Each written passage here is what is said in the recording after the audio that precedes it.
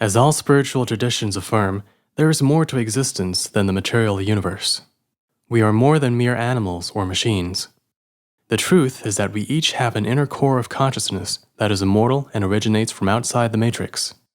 This core, called spirit, is the origin of our free will and our sentience. It is the heart of our soul, the very fulcrum of our being.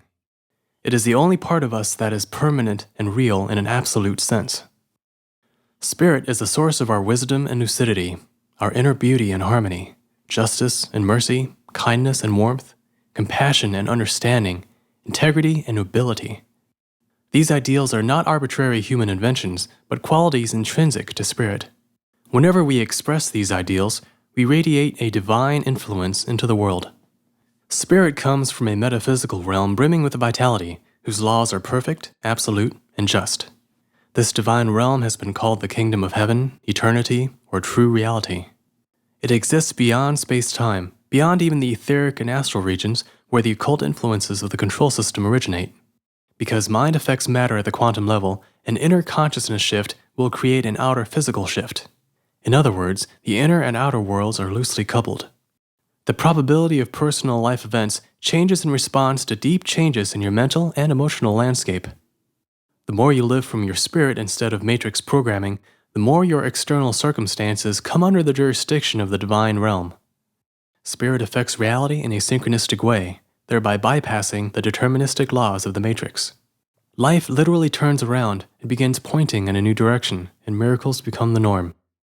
That is how the kingdom of heaven begins manifesting on earth, one person at a time. It is done by untangling yourself from the clutches of matrix program delusions and reclaiming physicality in the name of divinity.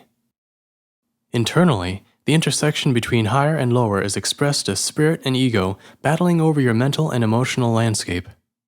Ego is an artificial personality created when the intellect is programmed with all the rules, fears, and desires of the matrix.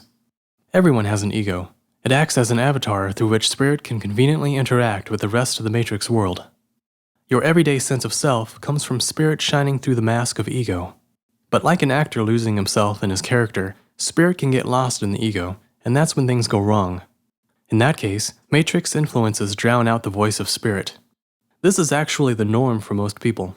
They live life from their evolutionary instincts, hormonal drives, and ego desires and insecurities. Spirit is too faint within them to be heard, or else is entirely absent. Only when spirit grows sufficiently strong can it override the ego and transmute it. You can do this by consistently exercising your spirit instead of feeding your ego, providing you know how to distinguish between them. You must have the awareness, honesty, and humility to acknowledge when you're acting out of selfish or dishonorable motives. Those who value ego more than the truth are servants of the matrix. To make any progress, one must consistently sacrifice ego on the altar of truth. The goal of esoteric training is not to eliminate the ego entirely, though, as that would make you ineffectual as a human being, but to bring it under the control of spirit, to reprogram it with a new set of priorities. Then instead of a prison warden keeping spirit locked up within, the purified ego becomes more like a knight carrying the commands of spirit out into the world. What the matrix normally uses to subjugate spirit then becomes the means through which spirit unravels the matrix. This reversal of flow is what we're after. Spirit over mind, mind over matter.